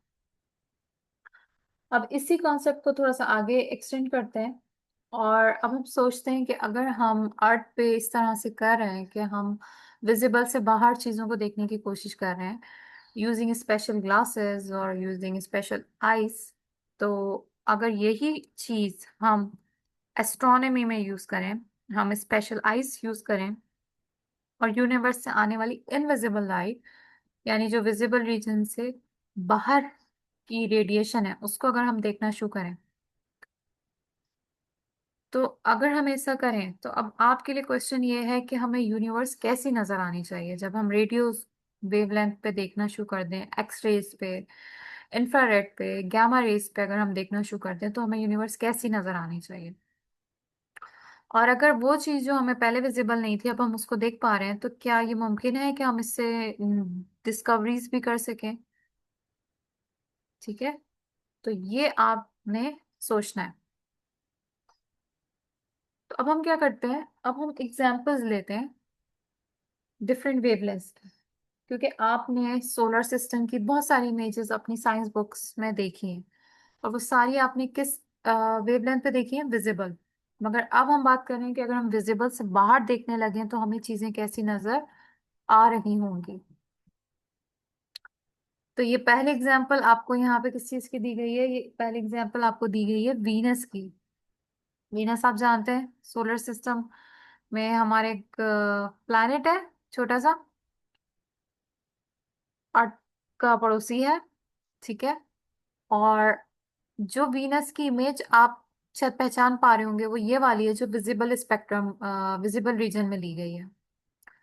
मगर जो शायद आप ना पहचान पा रहे हो, वो ये है वीनस की इमेज जो कि ली गई है अल्ट्रावायलेट पे या इंफ्रारेड पे या रेडियो वेवलेंथ पे।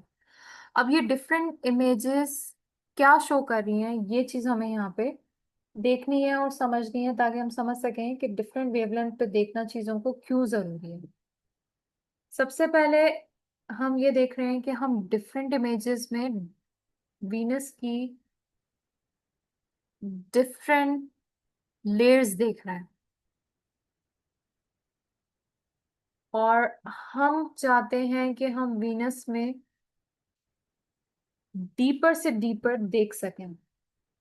जब सबसे पहले जैसे कि अल्ट्रावायलेट में आप वीनस को देखते हैं, तो अल्ट्रावायलेट में आपको वीनस का बेसिकली एटमॉस्फेयर नजर आ रहा है, जो कि बहुत थिक है।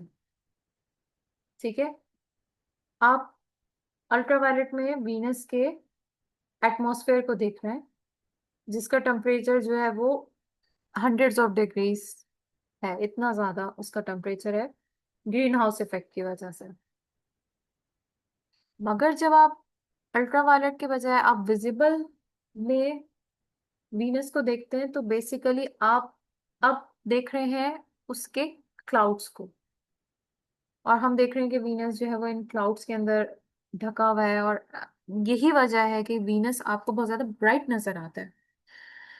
आपने देखा अर्थ का इमेज, आपको कोई सैटेलाइट इमेज अर्थ का नजर आया, उसमें जो चीज आपको सबसे ब्राइट नजर आती है वो क्या है?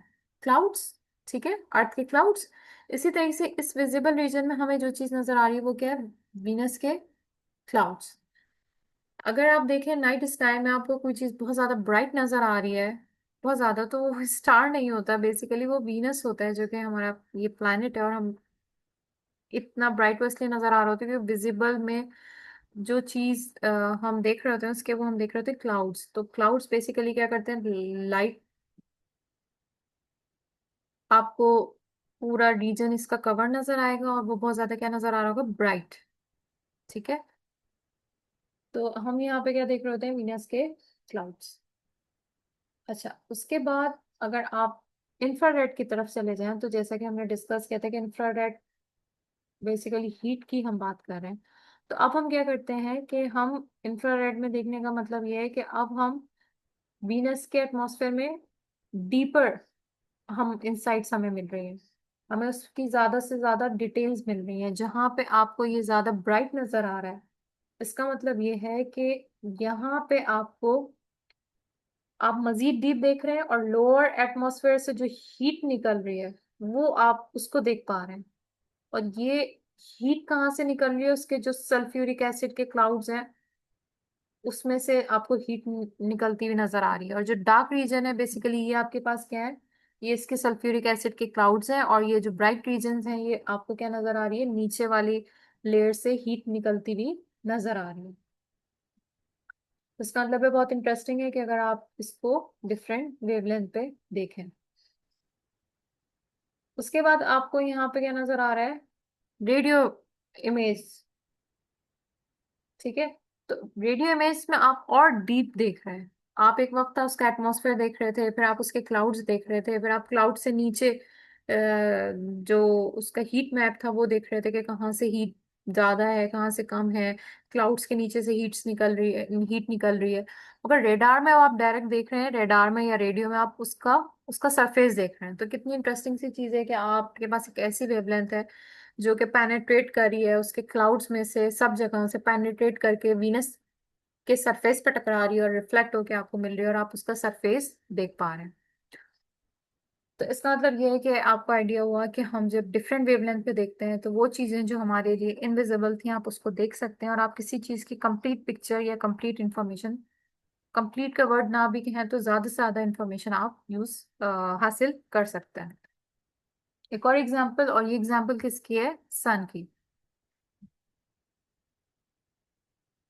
सन क्या है बेसिकली, सन हमारा स्टार है। अभी हमने एक प्लैनेट की एग्जांपल ली थी, अब हम किसकी एग्जांपल ले रहे हैं, स्टार की।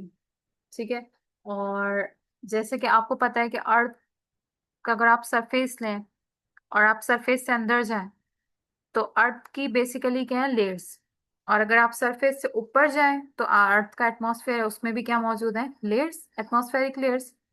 हर लेयर की डेंसिटी डिफरेंट, हर लेयर का टेम्परेचर डिफरेंट।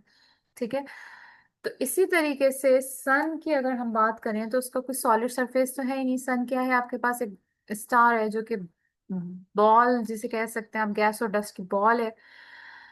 ठीक है, तो उसका कोई सॉलिड सरफेस तो नहीं है, मगर जो उसका एटमॉस्फेयर है, जो आपको उसका सरफेस नजर आता है उसको, जो एक डिस्क नजर आती है सन की जिसको हम कहते हैं फोटोस्फेयर, अगर उससे ऊपर आप गैसेस को देख रहे हैं तो वो बेसिकली आप क्या देख रहे हैं, सन का एटमॉस्फेयर, और उसके अंदर भी आपके पास क्या है, लेयर्स मौजूद हैं। ठीक है, तो ये जो विजिबल सरफेस नजर आ रहा होता है सन का उसको आप कहते हैं फोटोस्फेयर। उससे ऊपर की जो लेयर है उसको आप कहते हैं क्रोमोस्फेयर। ठीक है, उसके ऊपर फिर आपके पास आते हैं एक ट्रांजिशन जोन या ट्रांजिशन रीजन जहाँ पे टेम्परेचर बहुत ज्यादा एकदम से बढ़ जाता है, और उसके बाद जो लेयर आती है उसे हम कहते हैं कोरोना। ठीक है, तो अब हम इसको डिफरेंट वेवलेंथ्स पे इसलिए देख रहे हैं क्योंकि जब हम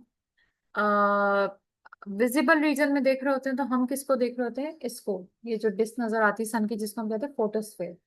मगर अगर हम दूसरी वेवलेंथ्स पे देखना शुरू करेंगे तो वो लेयर्स जो हमें नजर नहीं आती हम उनको भी देख सकते हैं। फॉर एग्जाम्पल एक्स रेज पे आपको नजर आ रहा है कौन सी लेयर, सन का कोरोना। ठीक है, जो कि आउटर मोस्ट लेयर है सन की, जो कि अदरवाइज आप नहीं देख पा रहे होते। तो वो सबसे ज्यादा हॉट रीजन, सबसे ज्यादा ब्राइट रीजन ये आपको एक्सरेज में नजर आता है। तो आपको अगर ये देखना है तो फिर आप क्या कर सकते हैं, एक्सरेज को यूज कर सकते हैं। अच्छा, एक्सरेज के अलावा अगर आप अल्ट्रावायलेट की बात करें तो अल्ट्रावायलेट के अंदर भी आप मजीद डीप देख रहे हैं सन के एटमॉस्फेयर में।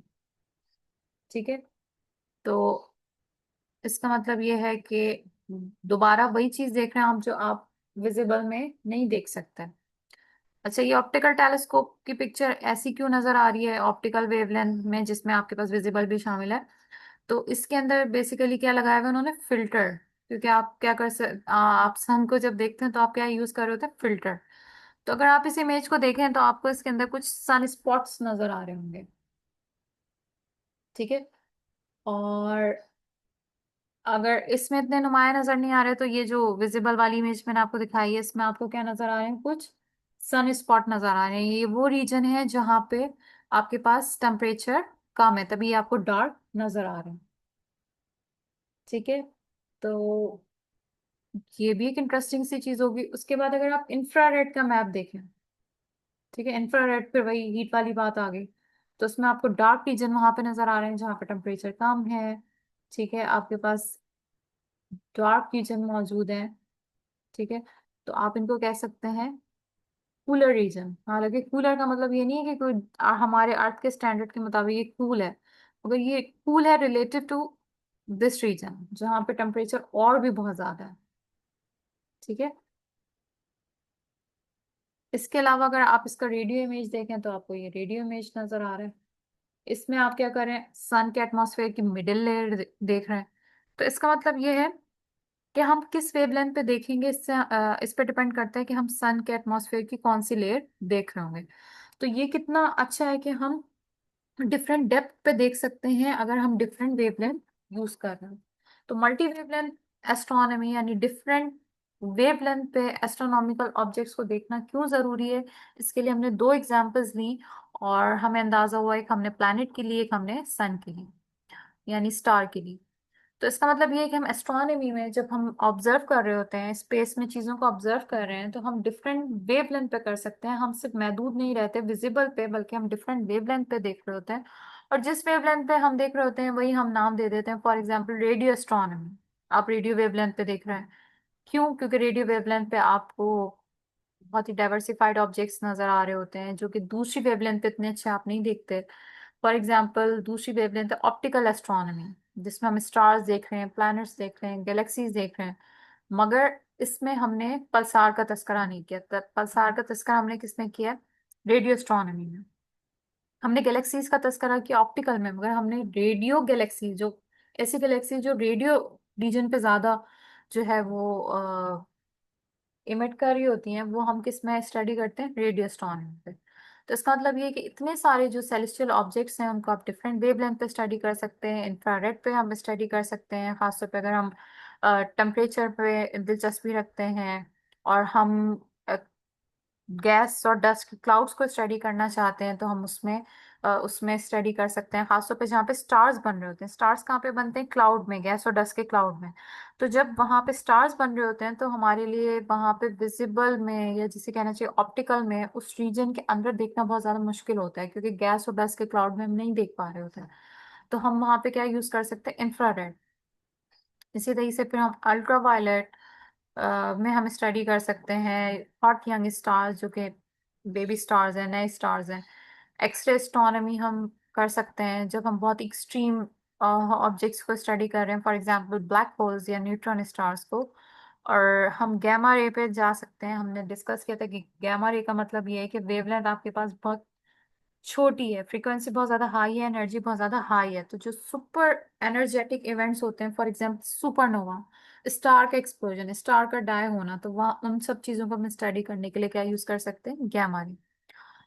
और अगर हम बहुत जबरदस्त एस्ट्रोनॉमी करना चाहते हैं, यूनिवर्स को बहुत ज्यादा डिटेल में समझना चाहते हैं, तो हमें अंदाजा है कि हम किसी एक वेवलेंथ पे फिक्स नहीं रह सकते, बल्कि हर ऑब्जेक्ट को हमें डिफरेंट वेवलेंथ्स पे देखना पड़ेगा, ताकि हम उसकी डिफरेंट डिटेल्स हासिल कर सकें, उसके अंदर डिफरेंट डेप्थ तक, डिफरेंट मुख्तलिफ गहराइयों तक हम उसमें देख सकें।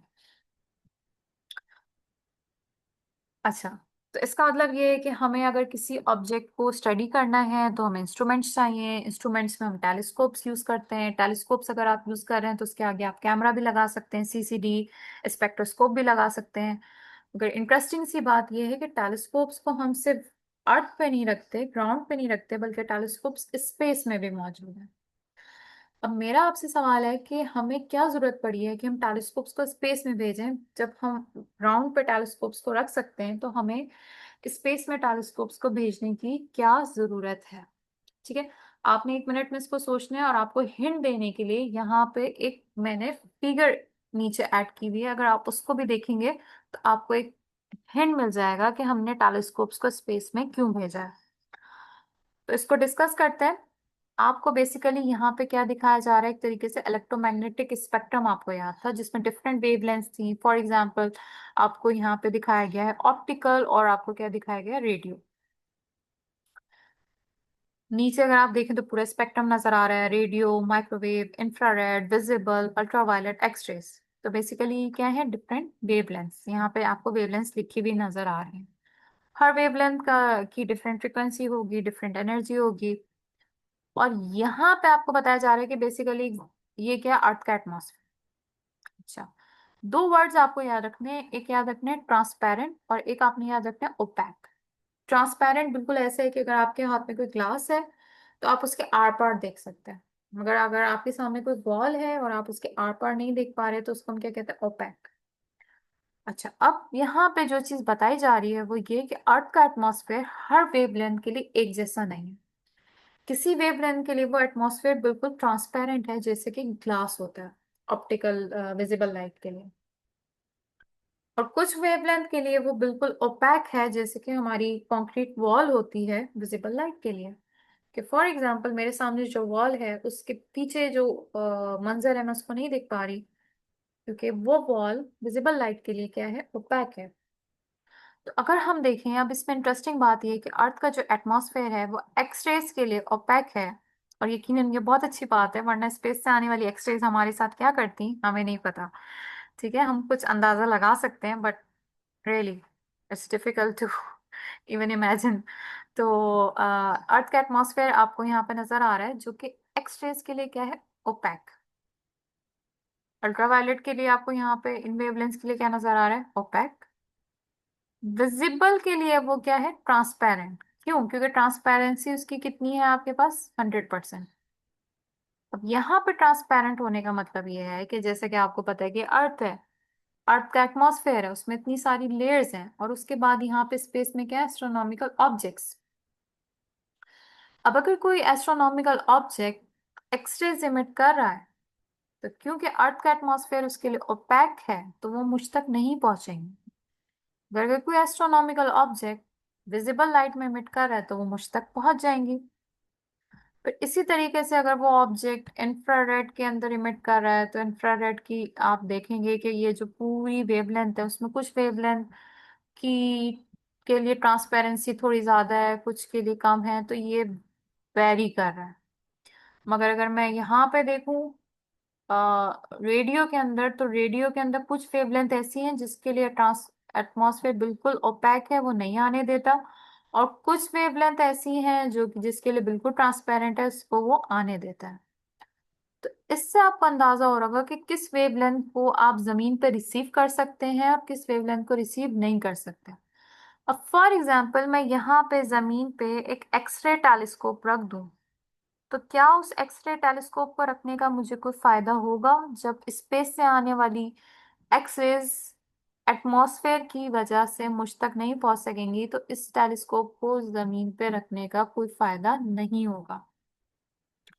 इसी तरीके से अगर रेडियो वेवलेंथ में मैं यहाँ पे कोई रेडियो टेलीस्कोप रखूंगी तो यकीनन स्पेस से आने वाली रेडियो वेव्स मुझे मिल जाएंगी। मगर अगर मैं इन वेवलेंथ से रिलेटेड कोई यहाँ पे रेडियो टेलीस्कोप रखूं और मैं एक्सपेक्ट करूं कि ये वेवलेंथ्स मुझे स्पेस से आएंगी और मुझे यहाँ पे मिल जाएंगी, तो ऐसा नहीं होगा, क्योंकि इन वेवलेंथ्स के लिए एटमॉस्फेयर क्या, ओपेक। अगर इन वेवलेंथ्स को मुझे मॉनिटर करना है, स्पेस से आने वाली इन वेवलेंथ्स को मुझे मॉनिटर करना है, तो मुझे अपना टेलीस्कोप स्पेस में अर्थ के एटमॉस्फेयर से ऊपर रखना पड़ेगा।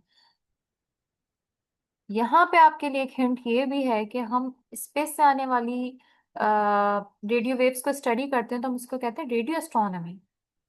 और हम अर्थ पे भी तो कम्युनिकेशन के लिए रेडियो वेव्स यूज करते हैं, तो ऐसा कैसे? अगर अर्थ पे मुझे कम्युनिकेशन करना है तो मैं ये वाली रेडियो वेव्स यूज नहीं करूंगी, क्योंकि अगर यहाँ पे आपका कोई टावर है और वो रेडियो वेव्स इमिट करेगा तो वो अर्थ के एटमॉस्फेयर से निकल के कहाँ पे चली जाएंगी, स्पेस में। हालांकि मुझे कम्युनिकेशन स्पेस में नहीं करनी, मुझे कम्युनिकेशन कहाँ पे करनी, ग्राउंड पे। मगर अगर मैं यहाँ पे कोई रेडियो एंटीना लगाती हूँ और उसकी वेवलेंथ ये वाली है, तो इस वेवलेंथ के लिए मेरा एटमॉस्फेयर क्या है, ओपैक। ठीक है, तो अगर मैं यहाँ से टावर से ये इस वेवलेंथ की रेडियो वेव्स एमिट करती हूँ, तो यहाँ पे एटमॉस्फेयर से टकराएगी और क्या हो जाएगी, बाउंस बैक वापस अर्थ पे आ जाएगी। तो इसका मतलब ये है कि ये रेडियो वेव्स आप अर्थ पे कम्युनिकेशन के लिए यूज कर सकते हैं। नेक्स्ट, तो आपको अंदाजा हो गया कि मल्टी वेवलेंथ पे एस्ट्रोनॉमिकल ऑब्जेक्ट्स को देखना क्यों जरूरी है। और अगर आप मल्टी वेवलेंथ पे चीजों को देखते हैं तो आप उसको उसी हिसाब से नाम दे देते हैं कि radio astronomy, infrared astronomy, optical, ultraviolet, x rays and gamma rays astronomy. और जब आप डिफरेंट वेवलेंथ पे चीजों को देखते हैं तो उनके टेलीस्कोप्स आपको डिसाइड करना पड़ते हैं कि वो स्पेस में होंगे या ग्राउंड में होंगे। जैसे कि हमें पता है कि अर्थ के एटमॉस्फेयर की डिफरेंट लेयर्स होती हैं, जिसमें आप ओजोन लेयर से वाकिफ हैं, जो कि क्या करती है, स्पेस से आने वाली हाई एनर्जी फोटॉन्स को एब्जॉर्ब कर लेती है।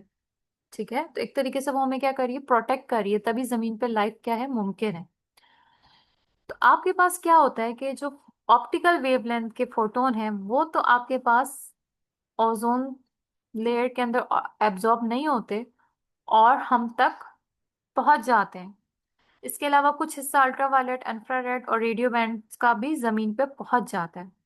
इसका मतलब ये है कि मैं अपनी ऑप्टिकल टेलीस्कोप्स को जमीन पे रख सकती हूँ, क्योंकि मुझे ये वेवलेंथ स्पेस से होती हुई, अर्थ के एटमॉस्फेयर से होती हुई, मुझे कहाँ पे मिल जाएगी, ग्राउंड पे मिल जाएगी। तो इसका मतलब ये है कि ये मैं ग्राउंड पे टेलीस्कोप रख सकती हूँ। मगर यहाँ पे हमें इंटरेस्टिंगली कुछ ऑप्टिकल टेलीस्कोप्स स्काई स्पेस में भी नजर आते हैं। उसकी वजह क्या हो सकती है। आपने देखा है कि एक स्टार आपको स्काई में नजर आता है ट्विंकल करता हुआ, और वो ट्विंकल करता हुआ नजर आ रहा होता है अर्थ के एटमॉस्फेयर की वजह से। क्योंकि स्टार से जो स्टार लाइट निकलती है वो स्ट्रेट लाइन में ट्रेवल करके आप तक नहीं पहुंचती, बल्कि स्टार लाइट अर्थ के टर्बुलेंट एटमॉस्फेयर में जब ट्रेवल करती है तो उसका पाथ जिग जैग हो जाता है, डिस्टर्ब होता है, जिसकी वजह से हमें स्टार क्या करता है, ट्विंकल करता हुआ नजर आता है। और अगर मैं उसकी अर्थ पे पिक्चर लेने की कोशिश करूंगी तो वो तस्वीर में भी कैसा हो जाएगा, ट्विंकलिंग की वजह से थोड़ा ब्लर हो जाएगा। अगर आप बहुत क्लियर इमेजेस चाहते हैं तो आप अपनी ऑप्टिकल टेलीस्कोप को कहाँ पे भेज सकते हैं, अर्थ के एटमॉस्फेयर के ऊपर, ताकि आपको चीजें बहुत ज्यादा क्लियर नजर आए, ब्लर नजर ना आए। तो इसका मतलब ये है कि ऑप्टिकल टेलीस्कोप ग्राउंड पे होता है, स्पेस में भी हो सकता है। मगर अगर मैं इंफ्रारेड की बात करूं तो इंफ्रारेड के अंदर आपके पास मसला क्या है कि ये इंफ्रारेड का पूरा बैंड जमीन तक नहीं पहुंच रहा, कुछ बैंड अर्थ के एटमॉस्फेयर की लोअर लेयर्स में नहीं है, बट हाँ ऊपर की लेयर्स में आपको मिल रहा है। तो इसका मतलब ये है कि आप एयरप्लेन पे इन वेवलेंथ की ऑब्जर्वेशन कर सकते हैं। तो यस, आपके पास इंफ्रारेड प्लेन ऑब्जर्वेटरीज भी होती हैं, फॉर एग्जांपल सोफिया, जो कि बेसिकली ऑब्जर्वेटरी है, और ये बेस्ड किस में है, एक एरोप्लेन में। ठीक है, फिर रेडियो में हमने डिस्कस किया था कि कुछ वेवलेंथ्स हैं जो कि आपके पास, जिसके लिए अर्थ ट्रांसपेरेंट, अर्थ का एटमॉस्फेयर ट्रांसपेरेंट है, तो उसके लिए आप क्या यूज कर सकते हैं, ग्राउंड बेस्ड टेलीस्कोप्स। मगर कुछ वेवलेंथ्स के लिए ट्रांसपेरेंट नहीं है, तो उन वेवलेंथ के लिए आप टेलीस्कोप को कहाँ पे भेज सकते हैं, स्पेस। फिर मजीद एग्जाम्पल हैं आपके पास ultraviolet, x rays and gamma rays. तो हम लकी हैं कि हमारे पास ओजोन लेयर मौजूद है, जो कि हमें प्रोटेक्ट कर रही है एक्सट्रीम वेवलेंथ से। और अगर हम इसमें एक्सट्रीम वेवलेंथ पे स्पेस में होने वाले एक्सट्रीम इवेंट्स को स्टडी करना चाहें या एक्सट्रीम ऑब्जेक्ट्स को स्टडी करना चाहें, तो हम अपनी टेलीस्कोप्स को कहाँ पे भेज सकते हैं, स्पेस में भेज सकते हैं। तो अब इतनी सारी चीजें आपने जो है वो स्टडी की, कुछ चीजें आपके लिए नई थी, कुछ चीजें आपके लिए यकीनन मुश्किल होंगी। तो अब कुछ सिंपल सिंपल से एग्जांपल्स देखते हैं कि हमने कहा कि ग्राउंड में स्पेस, ग्राउंड में और स्पेस में टेलीस्कोप्स मौजूद हैं। तो अब हर टेलीस्कोप की एक एग्जांपल ले लेते हैं। और क्यों मौजूद है ग्राउंड और स्पेस में, हमें पता है कि ग्राउंड में टेलीस्कोप्स रखना हमारे लिए चीपर है, हम बड़ी से बड़ी टेलीस्कोप्स रख सकते हैं। बट हमारे पास कुछ वेवलेंथ्स ऐसी हैं जो ग्राउंड तक नहीं पहुंच रही, कुछ वेवलेंथ्स ऐसी हैं जो ग्राउंड तक पहुंच रही हैं, मगर वो हमारा व्यू क्या कर रही है, डिस्टॉर्ट, हमारी इमेज को क्या कर रही है, ब्लर, एटमॉस्फेयर की वजह से। तो हम स्पेस में टेलीस्कोप्स को भेज सकते हैं, वहां से हमें क्लियर व्यू भी मिलेगा और हमें तमाम वेवलेंथ्स को हम स्टडी कर सकते होंगे। तो कुछ स्पेस बेस्ड टेलीस्कोप्स की एग्जांपल मौजूद हैं, for example Hubble, James Webb, Chandra, spacer. अभी आपके सामने यहाँ पे जो टेलीस्कोप दिखाई जा रही है इसका नाम है वाइज, और आपको इसके नाम से अंदाजा हो रहा होगा ये इंफ्रारेड मिशन है। ठीक है, इंफ्रारेड पे भी हम ऑब्जर्वेशन लेते हैं। फिर ये आपको नजर आ रही है जेम्स वेब स्पेस टेलीस्कोप, और यहाँ पे आपके सामने जो इमेज मौजूद है वो है जुपिटर की, और ये उसके नियर इंफ्रारेड कैमरा से ली गई है। और ये यकीनन उससे मुख्तलिफ लग रही होगी जो अभी तक आपने जुपिटर की इमेजेस देखी हैं, क्योंकि वो आपने किस में देखी हैं, वो आपने विजिबल में देखी हैं। तो इसमें जो चीज़ सबसे ज़्यादा अमेजिंग नज़र आ रही है, जो मैं चाहूंगी कि आप नोटिस करें, इसमें अगर आप इसके पोल्स को देखेंगे तो आपको यहाँ पे नज़र आ रहा होगा अरोरा। अरोरा अर्थ पे भी हम देखते हैं पोल्स पे, ठीक है, जिसको हम कहते हैं नॉर्दर्न लाइट्स या साउदर्न लाइट्स। मगर ये अरोरा अर्थ के अरोरा से भी ज्यादा ब्राइट आपको नजर आ रहा है, लार्ज नजर आ रहा है। और ये अरोरा बन क्यों रहा है? ठीक है, क्योंकि हम ये स्टडी करते हैं ना कि अगर कोई चीज हमें नजर आ रही है तो क्यों नजर आ रही है। तो ये अरोरा यहाँ पे जो आपको नजर आ रहा है वो इस तरीके से नजर आ रहा है कि सन से एक विंड निकलती है जिसको हम कहते हैं सोलर विंड, जिसमें आपके पास हाई एनर्जी पार्टिकल्स शामिल होते हैं। ठीक है, वो विंड उस विंड के हाई एनर्जी पार्टिकल्स, या तो फिर इसके अलावा जुपिटर का मून है आयो, ठीक है, जिसमें वॉल्केनिक एक्टिविटी होती है, तो वहां से आए हुए चार्ज पार्टिकल्स जब इंटरैक्ट करते हैं जुपिटर की मैग्नेटिक फील्ड से, तो ये चार्ज पार्टिकल मैग्नेटिक फील्ड से इंटरैक्ट करके एक्सेलरेट होते हैं, और फिर आपको ये उस प्लैनेट के एटमॉस्फेयर में कोलाइड होते हैं, और फिर आपको ये ग्लो नजर आता है। तो इसको हम डिटेल से डिस्कस करेंगे कि बेसिकली हो क्या रहा है, मगर अभी आपने दो इंपॉर्टेंट इंग्रेडिएंट्स याद रखने हैं जो कि बार बार डिस्कस होंगे, चार्ज पार्टिकल्स और मैग्नेटिक फील्ड। तो अभी भी हमने ये कहा है कि चार्ज पार्टिकल्स आ रहे हैं सोलर विंड में, और क्या कहते हैं जुपिटर की मैग्नेटिक फील्ड है और वो इंटरेक्ट कर रहे हैं, और फिर हमें यहाँ पे ये अरोरा नजर आ रहा है। तो ये आपने याद रखना है। ये चीज हम आगे भी डिस्कस करेंगे। और अर्थ पे भी आपको जो है वो अरोरा नजर आता है, मगर यहाँ पे आपको जो अरोरा हम दिखा रहे हैं वो विजिबल में नहीं दिखा रहे बल्कि नियर इंफ्रारेड में दिखा रहे हैं। नेक्स्ट इमेज ये हबल स्पेस टेलीस्कोप की है। हबल टेलीस्कोप का नाम जो है एडविन हबल पे रखा गया, जिन्होंने हबल लॉ दी, यूनिवर्स की एक्सपेंशन को स्टडी किया, सारी चीजें। यहाँ पे इस इमेज के अंदर आपको इंफ्रारेड और अल्फा अल्ट्रावायलेट जो है वो पे काम करता है ये हबल स्पेस टेलीस्कोप। इसके अंदर अगेन आपको क्या नजर आ रहा है? अरोरा नजर आ रहा है। ठीक है, तो अगेन ये आपके पास क्या है? स्पेस टेलीस्कोप है। फिर अगेन आपको एक स्पेस टेलीस्कोप दिखाई जा रही है स्पिट्जर, जो कि नियर एंड फार इंफ्रारेड पे काम करती है। इसके अलावा चंद्रा एक्स रे ऑब्जर्वेटरी आपको नजर आ रही है, जो कि अगेन एक स्पेस टेलीस्कोप है। और जब हमने इतनी सारी स्पेस टेलीस्कोप्स की बात की तो यकीनन हमें ग्राउंड टेलीस्कोप्स की बात करनी पड़ेगी कि ग्राउंड टेलीस्कोप्स कैसे होते हैं, कितने बड़े हो सकते हैं। तो कितने बड़े टेलीस्कोप्स ऑलरेडी मौजूद हैं या फ्यूचर में बनने वाले हैं। तो यहाँ पे आपको दो इलिस्ट्रेशंस दिखाई जा रही हैं जो कि ऑनगोइंग प्रोजेक्ट्स हैं। एक है टीएमटी, आपको यहाँ पे नजर आ रहा है, और एक आपके पास है ईएलटी, एक्सट्रीमली लार्ज टेलीस्कोप। ठीक है, तो ये बेसिकली आपके पास कौन से टेलीस्कोप्स हैं? Optical, radio. रेडियो टेलीस्कोप्स दूसरे टेलीस्कोप से मुख्तलिफ होते हैं। इसमें ना आपको मिरर नजर आ रहा है, ना आपको इसमें लेंस नजर आ रहा है, बल्कि इसमें आपको एक बड़ी सी मेटालिक डिश नजर आ रही है। तो यस, हम इनको स्टडी करेंगे डिटेल में, क्योंकि हमें बेसिकली करना क्या है? Radio astronomy. अनदर, ये भी रेडियो टेलीस्कोप है, इसका डिजाइन थोड़ा सा मुख्तलिफ है। तो यस, विद ऑल दिस हम जो है इस वेबिनार के इख्तिताम को पहुंचे, और हमने क्या चीज़ें डिस्कस की हम उनको क्विकली समराइज करते हैं, ताकि नेक्स्ट टाइम जब हम एडवांस टॉपिक स्टडी करें तो आपको ये सब चीज़ें याद हो और आप उनको लिंक कर सकें।